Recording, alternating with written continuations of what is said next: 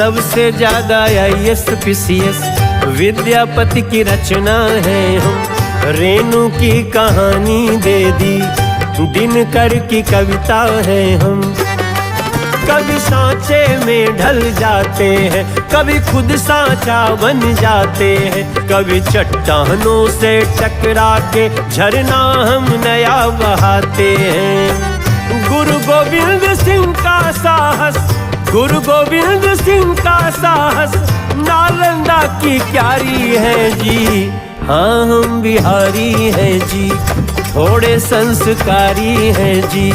सोन के कछार हैं हम, कोसी गंगाधारी हैं जी।